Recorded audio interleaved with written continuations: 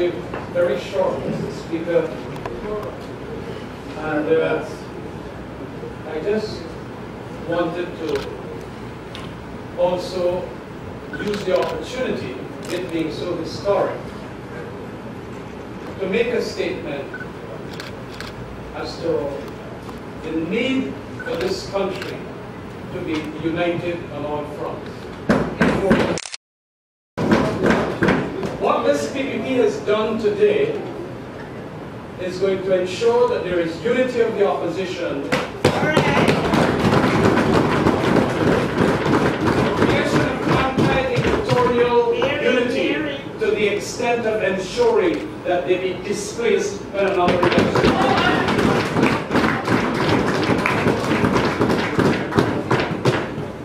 It was a great, a hero and a champion, especially for strongholds within the People's Progressive Party, that said, non-cooperation with evil is sacred. And what the PPP has done here today is evil. And they are not going to get the cooperation of at least the Alliance for Change until such time as they reconvene Parliament. Then we are going to proceed with engagements with them. We cannot, in this approach towards bullying us into negotiating with them, see any movement to that direction. They are playing with violence. They want to provoke us into violence. But we are smarter than them. They know that that road has always led to them circling the wagons and ensuring victory for them. But I want to say at this stage, Mr. Speaker, that is not going to work, because we have been doing our work all across this country. And every one of us who have gone there have come back with the information that they're done with PPP. They don't want to see them anymore.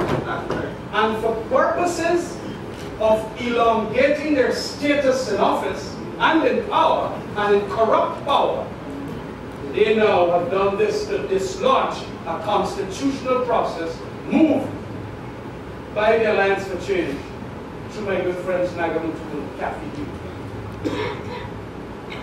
We must realize that it was an extraordinarily responsible act in the context of so much illegalities and criminalities. By those who yesterday were pro-democracy, but today are pro-rogues.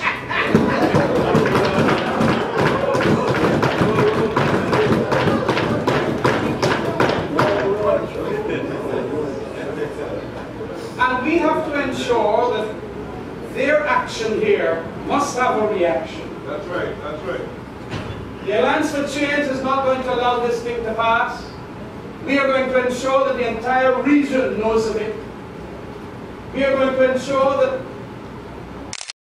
some people have already started calling it, internationalize this issue, because a lot of people feel that we're not doing sufficient on that ground. And of course, I'll be speaking to the leader of the opposition in the context of that, so that we can regionalize and internationalize. The OAS must know about this atrocity. CARICOM must know, Commonwealth heads must know, and all around the world that pays an eye and attention to Guyana must know. And must know all the minutiae and the details, because sometimes the propaganda machinery of the PPP twists and spins the argument that it is not there and it is not understood, and even if it is understood, it is to the extent that the opposition causes problems. We have a lot of work to do now. And I am not going to spend, or my party not going to spend time engaging with those who are racketeers and rogues. No, they should not have done what they've done here. In our Constitution, as a way out when you have a constitutional crisis in relation to governance, the no confidence motion is the provision that takes us out of that quandary. And it has been a provision in all the other Commonwealth countries. countries, and even in the cradle of parliamentarism, England, whereby it is utilized to ensure that the crisis that was looming, like we had in that August 10th, just before the recess, where, as mentioned by the three previous speakers, a whole host of criminalities, and then it being triggered by the criminality of spendings of 4.5 that were never approved of. This is the way out. Now you take this way out, do you know what you're talking? People could spontaneously react to the frustration that they can't get a government out. This PPP is provoking that which could very well be very serious to itself. But it has the spin masters that they're going to say. And I want to tell especially the East Indian constituents in this country, this is exactly where the PPP wants us. And they're going to make this spin. And they're going to get their people. If people start demonstrating and things run rat out there, they're going to get their people to beat up East Indians. And then they're going to play the NCM. And yes, say, you see what? That's all you want. That's all you want. And then they will allow that nastiness that builds up because of racism. And they're going to say, yes. And then they're going to use the caste system. They're going to use all this, a kind of a Hindutva. And they're going to use it. But I'm certain brothers in that constituency are learning, brothers and sisters, I should say. And we must not allow ourselves to fall prey to such predation. Yes, we are not going to allow that to happen. And so today, though dark and worse in my parliamentary career, to see this happening to a government that I was part of and fought for, but democracy is the objective, now denying it. And no confidence motion is a constitutional right that every parliamentarian duly elected must be allowed to debate. To prorogue means a denial of that right to the 65 members here. In addition, a no confidence motion that is blunted by the prorogation instrument is also a denial of the legislative branch voting in it. And that is creating a crisis. When we go back to the constitutional history of England, you would see that this thing has ended in wars. The king's men and the people, the communists, going to war simply because the king wanted to take away the powers of parliament. Kings have been beheaded because of it. And blood rolled, you know, in tumultuous amounts and in huge amounts all over the hills of all the lands of England because of it. Is that what, learning from that to avoid those wars, this government is going to do to our parliament? And then they're going to say, yes, it is technically applicable. But it is not applicable, Mr. Speaker. As a lawyer, I know it is not applicable. But we got a chatry for an Attorney General who feels so. He feels he's a thoroughbred. But it was not supposed to ever apply in a certain scenario like this. Because he, the president, that is talking about white cameras, you don't put up or shut up. And when we put up, the man run away now. Donald has ducked.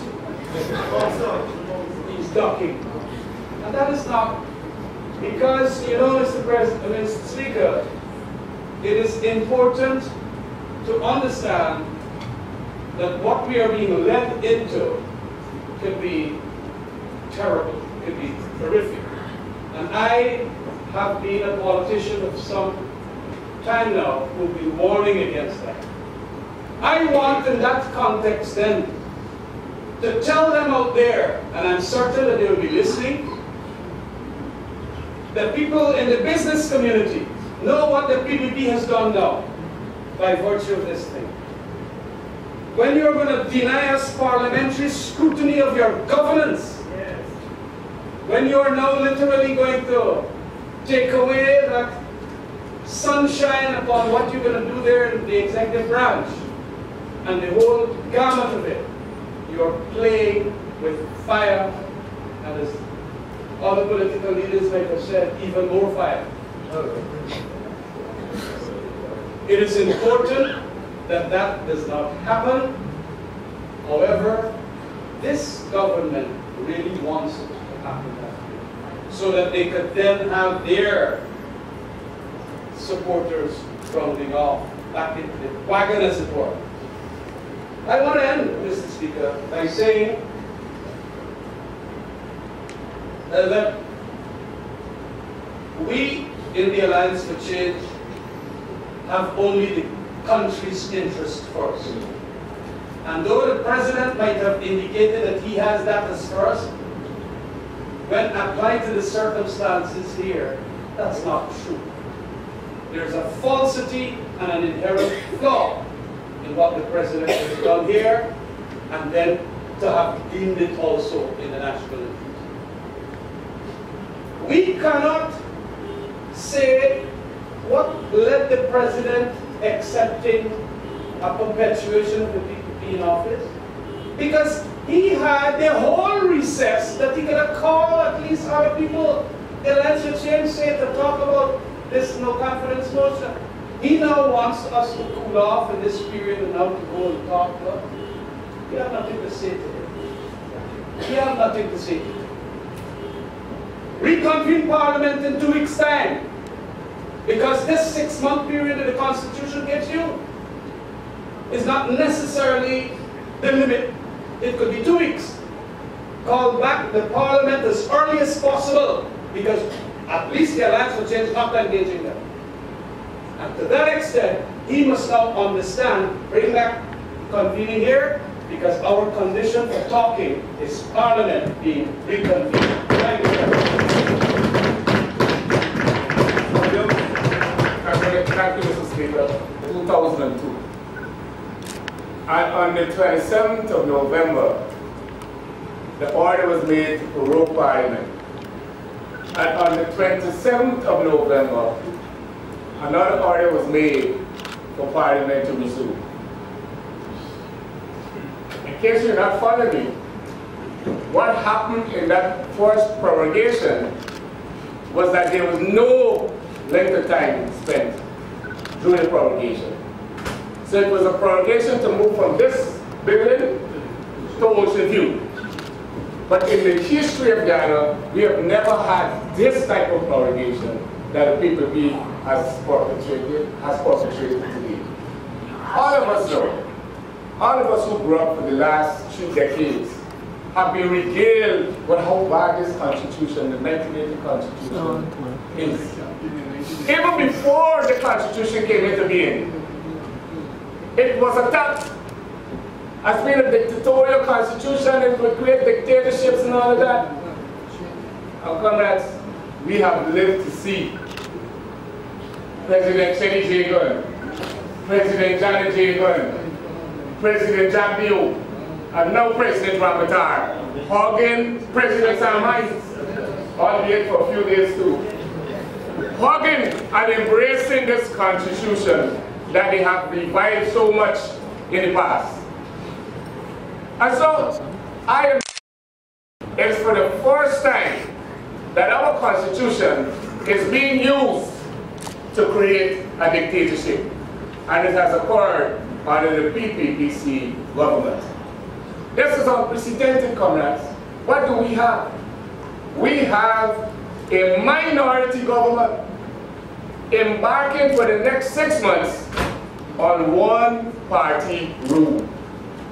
But we shouldn't be surprised, because this is the hallmark of Marxist-Leninists. The desire over the years. This is not a government of the people. This is a minority government, and what have they done? They have shut out the opposition majority. And this is not the opposition majority. This is the majority of all the Guyanese people in this country who voted against the PPP. And so if you could conceive a scheme to shut out the majority of the people whilst you purport to govern without them, what's going to happen? When we are sitting in this parliament and we vote against your spending, and you still spend, comrades, what's going to happen in this 6 months without any scrutiny from us, without any opposition from us? What is going to happen with our coffers? What is going to happen with the people's money? What is going to be the fate of the people's money, comrades?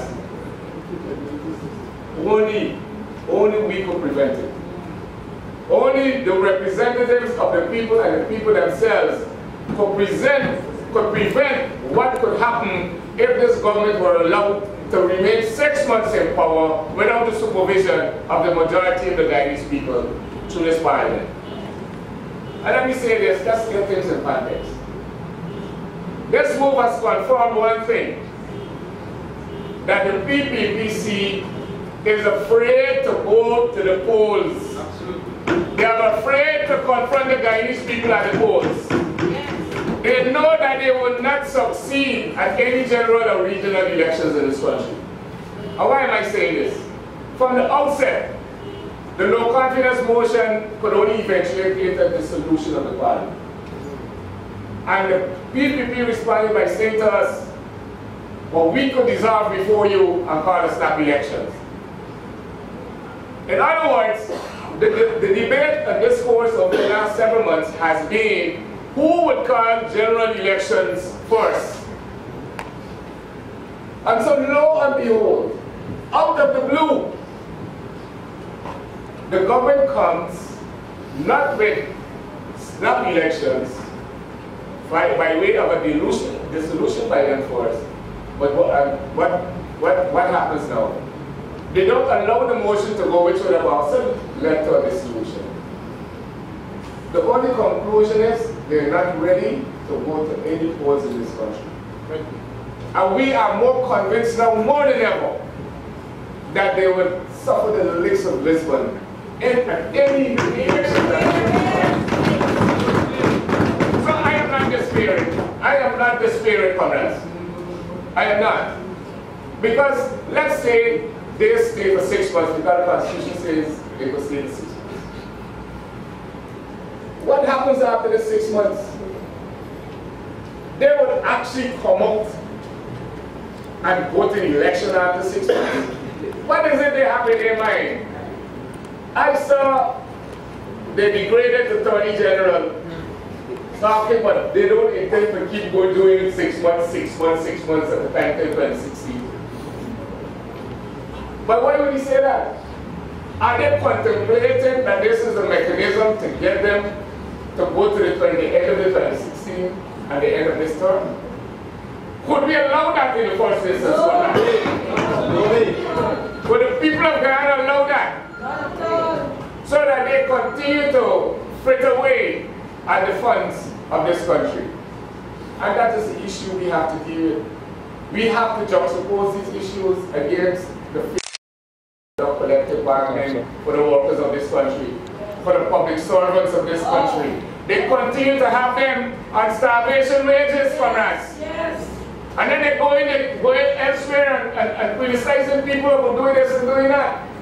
When for the last 40 years, they have refused to conduct and enter into collective bargaining agreements with the Guyana public service unions to ensure that there's a living wage for the public servants, which include all the policemen, all the civil servants in this country, teachers, nurses. That's what they prefer to do.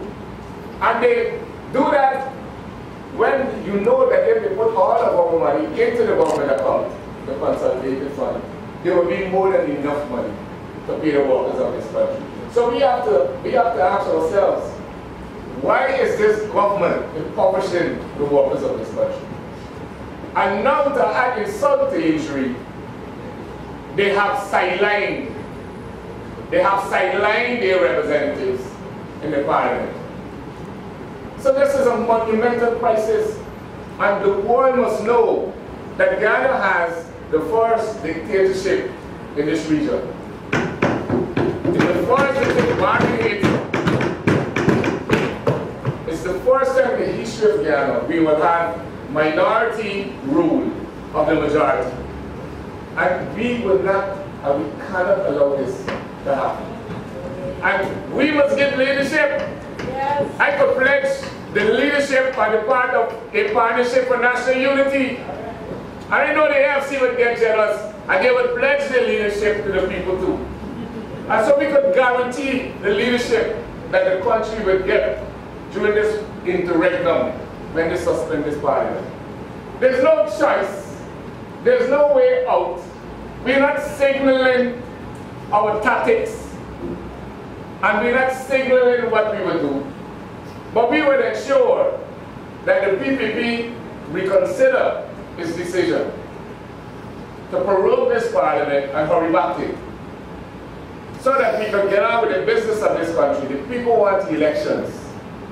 The people, the fever in this country is for general elections, so there could be an opportunity of change in this government. Regime change, that's what people have in mind. And so when you decide to shut that aside and then perpetuate yourself in office alone to the exclusion of the majority, I could want to believe that you're looking for trouble from the people. The leader said already that the people are angry. And more when we explain to them when the government alone would run this country, what it would mean to them, I believe they will understand. They're not going to get any high salaries. If they were to announce elections, they'd probably try to ramp it up from 5% to 8%.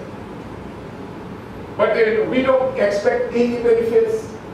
When you have 1,600 graduates yesterday from the University of Ghana, high unemployment already exists in Ghana, high youth unemployment already exists in Ghana. Discrimination across the land. If you're not affiliated with the PPP, you can't get work. That's right. That's right. And somebody is saying this, and we're saying this to the PPP. Reconsider your decision. There shall be no dictatorship in this land.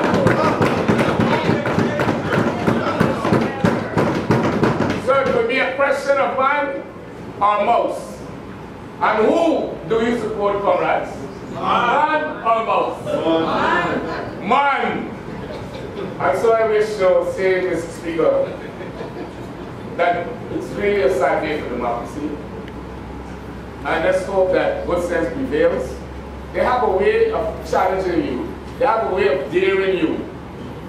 They have this thing of putting up something here to see how people will react. And if there's no reaction, they will allow it to run.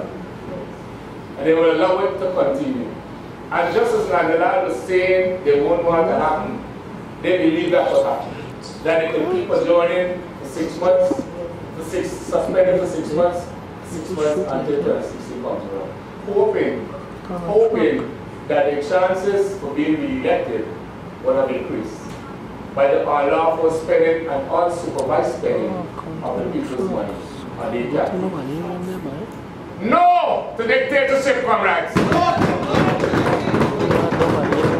None with one-party rule! No to one-party rule! Thank you, Mr. Speaker.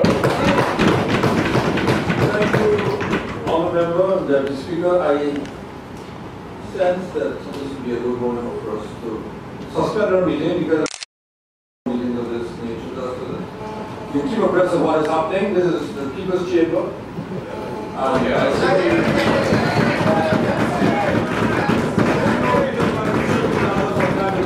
To speak to each other, to the people, about what is happening, but these are the nation's affairs. The third advice is that those who wish to meet with the press or the members of the public, they do so. The members of impediments, imperfection, imponderables, and even impudence at times. Along the way, we have slipped and slid, moving from the sublime to the ridiculous, and even from scandal to threats. Along the way as well, I've learned, as Martin Carter stated, today a speck, tomorrow a hero. hero or monster, you are consumed. Like a jig shakes the loom, all are involved, and all are consumed. Earlier today, at approximately 8:45 a.m., I received a call from the clerk of the National Assembly, who advised me that he was in receipt of an envelope from the office of the President, which he believed contained an important document. I later arrived at the National Assembly, and at the same time so did the Deputy Speaker, Mr. Massaguirre, honorable member. And indeed we saw that His Excellency the President had issued a proclamation proroguing the Parliament with effect from today, November 10th, 2014. Sometime thereafter, a copy of the extraordinary official gazette was also received by the Parliament office, and I am in receipt of a copy of it. The effect of this is that we cannot proceed with the sitting that was scheduled for today. This is most unfortunate. The power of the elected House of the People's Representative has been neutered. This is also, in my opinion, most undemocratic.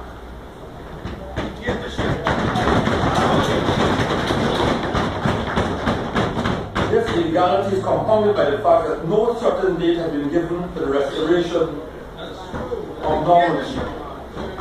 This is even more distasteful, in my view, than the suspension of our Constitution in the 1950s. More distasteful because the difference between then and now is that then it was done by the whole country. Now it is done by your own. Today is the most momentous day. It is no ordinary day. However it unfolds, in whatever direction it goes, it is historic. It presents for Guyana a crucial, something transformational. Our democracy will enter into a new orbit, becoming, in a manner of speaking, a part of a different stellar system. We will no longer be seen as another parliament like most others around us, but we will join the ranks of those that have passed through fire and turmoil. It will take us in a new direction, and whether we hurtle in the direction of certain destruction or of new beginnings depends on each and every one of us present here today and those who have been given the opportunity and the privilege of being part of the decision-making apparatus for our dear state of Guyana. The National Assembly, and I say this boldly as Speaker, remains ready, willing, and able to discharge its mandate as the legislative arm of the two-tiered parliament.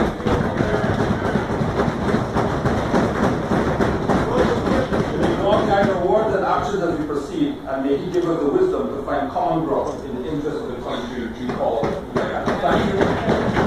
If other wishes to make any statement, please do so. I invite you to speak. Thank you. I recognize the leader of the opposition.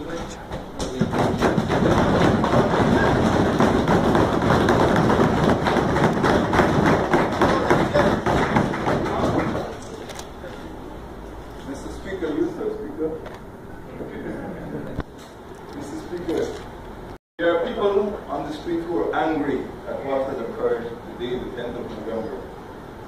They came expecting that when the reconvening of Parliament was postponed from the 10th of October, that there was some sincerity in using the date 10th of November for a day when we will be able to resume the people's business.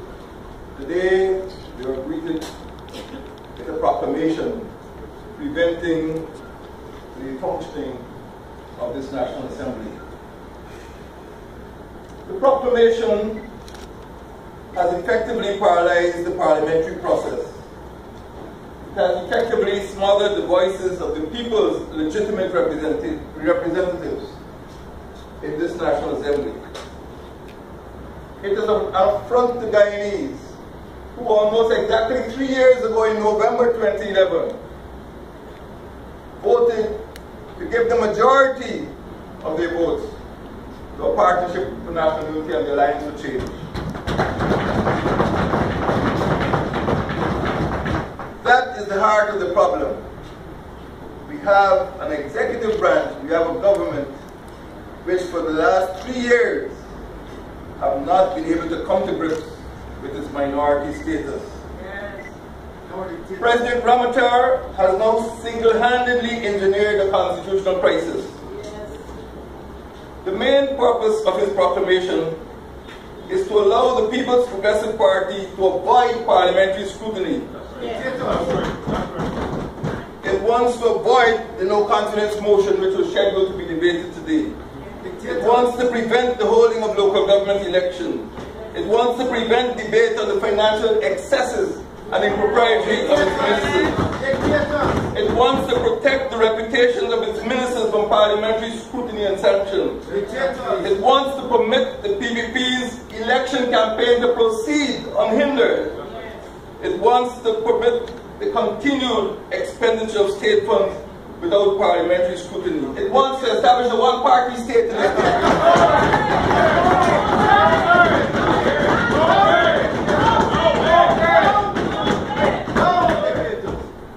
President Ramaphosa's proclamation to prorogue Parliament is a challenge to our entire people. He has no grounds for this crude smothering of parliamentary independence. The opposition will not accept this denial of democracy. And we will not be intimidated by the PPP's dictatorial behavior. The opposition today, and I'm sure my colleagues in the Alliance for Change will speak for themselves, but we will resist this proclamation. We call on all the good people of Guyana to come out. We call on the churches and the masjids and the mandirs. We call on the trade unions. We call on the private sector organizations. We call on the non-governmental organizations to peacefully but determinedly resist the PPP's resort to dictatorship. We call for the earliest possible revocation of this obnoxious proclamation against